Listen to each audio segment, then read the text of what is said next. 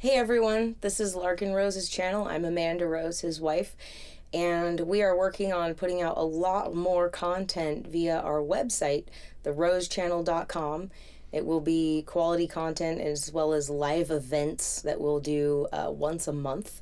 And so if that's worth something to you, go over to therosechannel.com and check it out. You can subscribe for a mere $35 a month. Or if you just want the free stuff and you think 400 videos or more on this channel of free stuff is worth it to you, please consider donating just $5 via one of the mediums below in the description. We read now from the Book of Jones Plantation. Chapter... it doesn't have chapters. By the way, if you want this, it's thejonesplantationbook.com. But, once again, I'm going to do a very short reading of a piece of this and then do a babbling about that.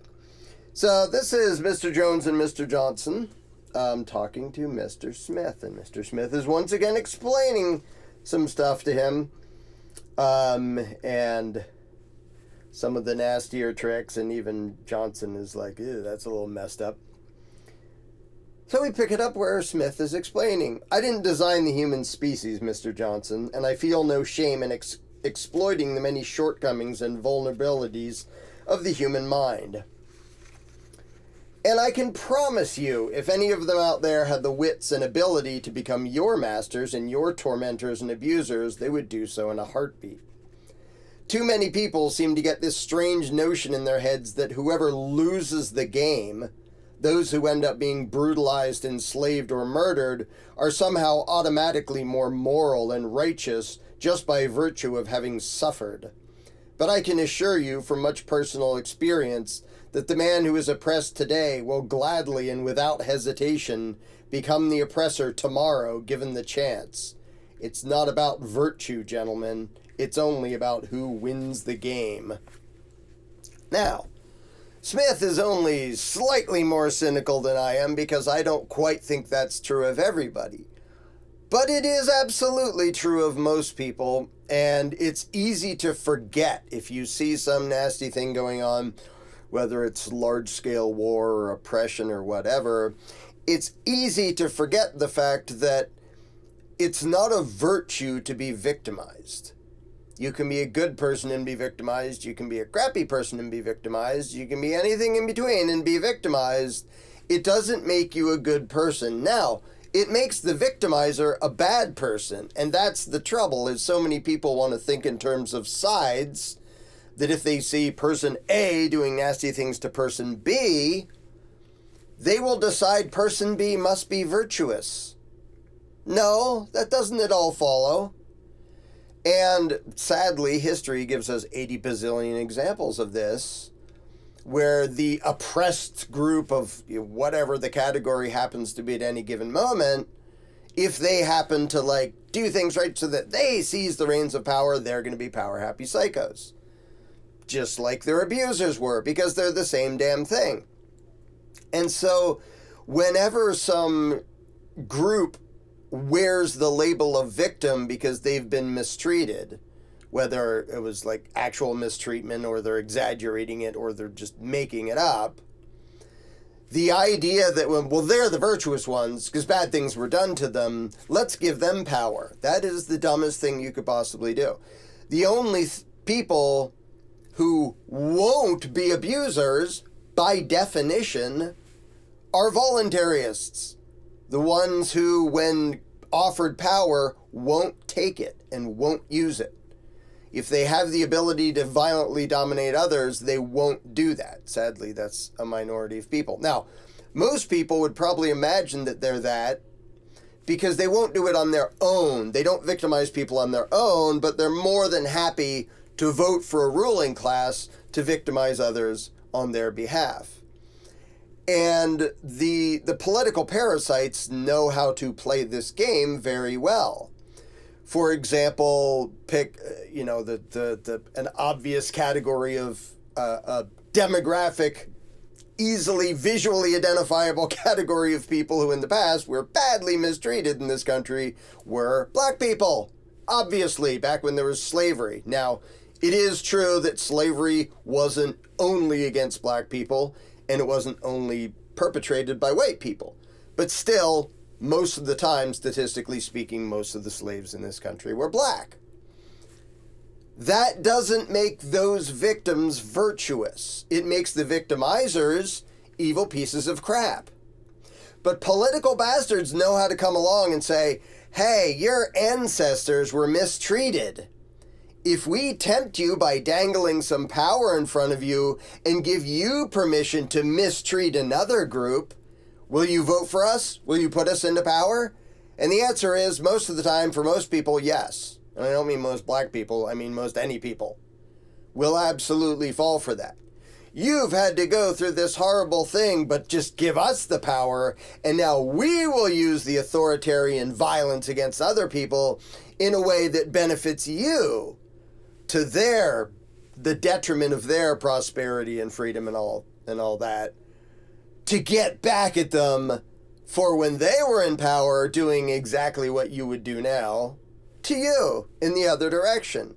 And it only ends when nobody falls for that trick anymore. When people realize, I don't want power over others. I don't want authoritarian revenge on some vague group of people. So when people wave the flag of victimhood, the more loudly they yell about their victimhood, the more likely they are to be victimizers given the chance. And there could not be a more obvious example of that than the state of Israel. Not everybody in the category of Jews, the state, the ruling class of Israel and its military that does heinous evil things, exactly the same way the U.S. military does heinous evil things. But they are so good at playing the victim card that when the armed thugs of this evil gang commit murder and terrorism and people say, hey, we don't like that. Oh, well, you must be anti-Semitic and remember how the Jews suffered. What an evil, spineless, intellectually dishonest pile of bullshit that is. Oh, it's okay that me, this individual right now, is abusing that person or murdering them because I had ancestors who were victimized by somebody else. That just makes you a hypocritical piece of crap. Doesn't make you the good guy. And when somebody's victim status makes it so they become immune to condemnation or judgment from other people, you see their power-happy bullshit come out. And another, completely unrelated, but another perfect example is Leah Thomas. I forget his actual name before he pretended to be a woman. Swimming against biological females. That's cheating. I don't give a flying fuck what you feel like inside. You were born male. You have a completely unfair advantage over people who were born female in swimming competitions. But Leah Thomas was perfectly willing and happy to use victim status. Oh, trans people are so mistreated. Let me mistreat all these people. Let me treat all these women like shit. Let me force them to have me in their locker room, whether they like it or not. Because I'm the victim. No, you're not. You're a victimizing piece of shit. And the fact that you belong in a category of people who have been victimized in the past doesn't make it better. It makes it worse. Because you should stinkin' know better. And one of the things about the Jones Plantation, the movie and the book, one of the things about having Mr. Smith as the genius villain, that makes the point that Mr. Smith just explained. And Samuel says, how could you do this? You used to be a slave. He's a human being. He was a victim, then he was a victimizer. That's how most of history works. And it works in all directions. So the people who complain, like, again, let's see if I can see how many different categories of people I can offend. People can point to what was done to the indigenous Americans by the U.S. government. And it was totally evil. It was being terrorized. It was forced evictions. It was mass murder. It was just a whole bunch of profoundly evil stuff. Does that mean all indigenous Americans are good? No, what an idiotic conclusion.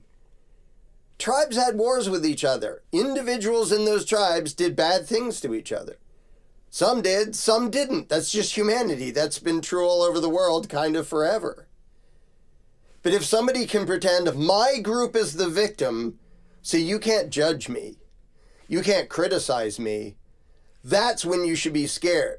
Because they want to get away with crap and not be held to the same standard, rather than be judged by the content of their character. Now, there's plenty of things that Martin Luther King Jr. said that I disagree with, because he was totally a statist and a collectivist. But I like that line. Why are you judging people by the color of their skin instead of the content of their character? That's stupid. And you still see people on both sides doing it. And like black people can't be racist. What a stupid thing to say.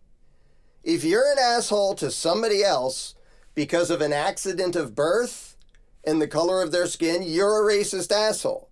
That's true if you're white and they're black, and it's true if you're black and they're white. You're a racist asshole. And saying, but we were victimized. Okay, then victimize somebody else. That's brilliant. That's going to solve everything. That's going to fix everything. And it's just sort of a wider example of the fact that the saying, it's a little bit cliche, but it's also true. Hurt people hurt people. People who have been wounded and abused often grow up to be abusers. And it's a really sad cycle on an individual basis. Whether it's child abuse or spousal abuse or whatever else. People, because of how weird we are and how weird our psychologies are and how weird our wirings are, a lot of people who were like routinely beaten as kids grow up and like, I'm never going to be like that. And a lot of them are exactly like that because it makes them into that. And then they start to go, oh, maybe that's what happened to my dad. Yeah, until somebody realizes your victimhood doesn't give you permission to victimize anybody else. It just keeps going. And it keeps going in all these different ways. Black against white and men against women. And I mean, that whole thing of women going, men are just horrible, blah, blah, blah. Lots of men have done bad things to lots of women. That's indisputable. And then when a woman comes along and goes, well, lots of men have done bad things to lots of women, I bet I can get lots of notoriety and sympathy if I pretend that guy did something horrible to me that he didn't. And the whole world is eager to see, oh, she's a member of the victim category, women. So yeah, we're going to believe all women.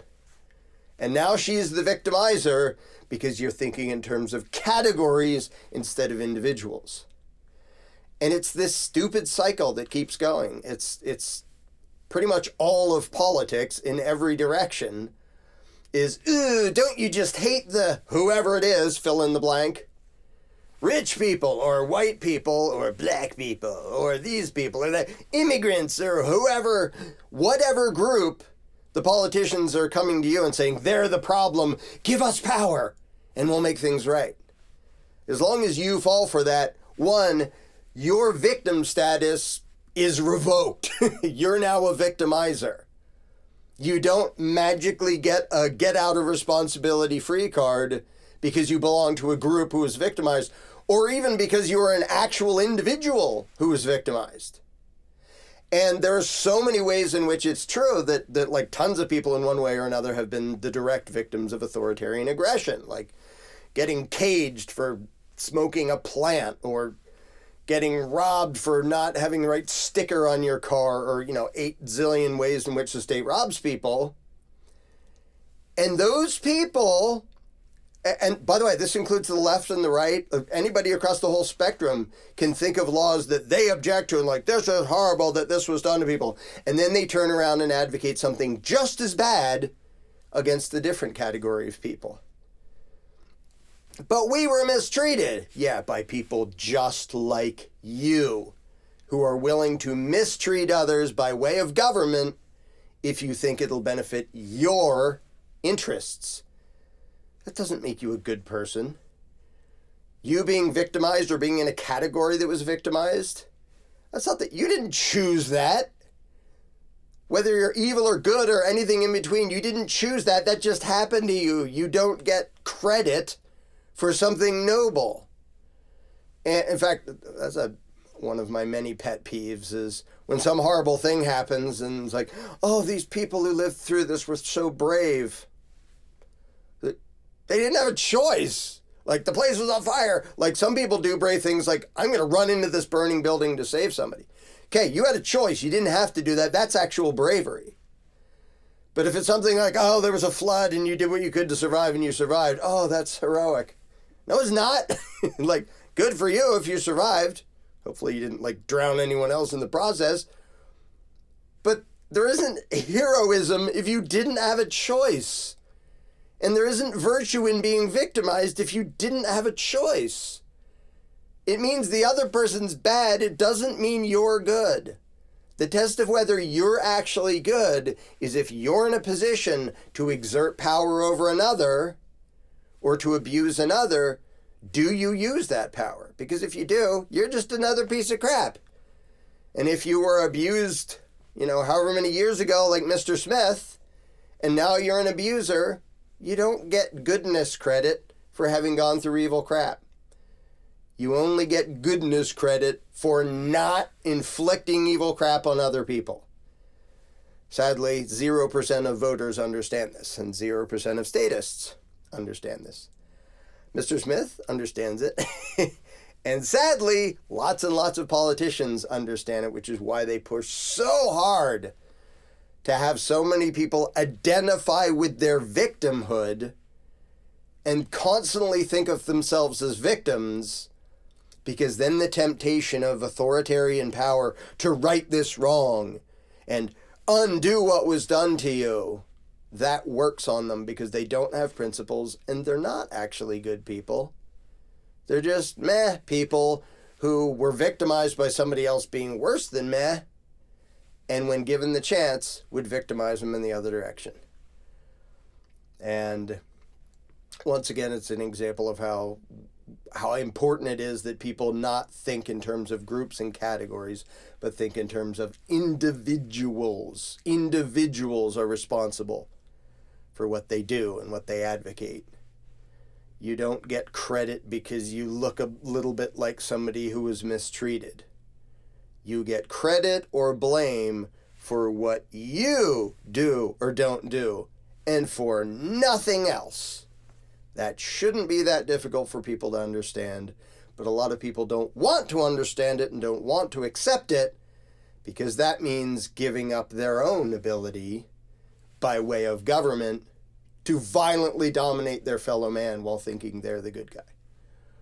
If you advocate that government use authoritarian coercion to control your fellow man when he's not threatening or hurting anybody, you're not one of the good guys. At best, you're a well-intentioned dupe and a cheerleader for authoritarian evil. That's the best case scenario, which isn't that great. At worst, you're intentionally malicious if you think you can get away with it. Yeehaw. Hey friends, just back again to remind you that if you want more content, you can get it over at therosechannel.com by subscribing monthly. Or if you just want the free stuff, you can check out our content. We have over 400 videos right here on this channel. Check out the description below if you'd like to donate $5 as a thank you.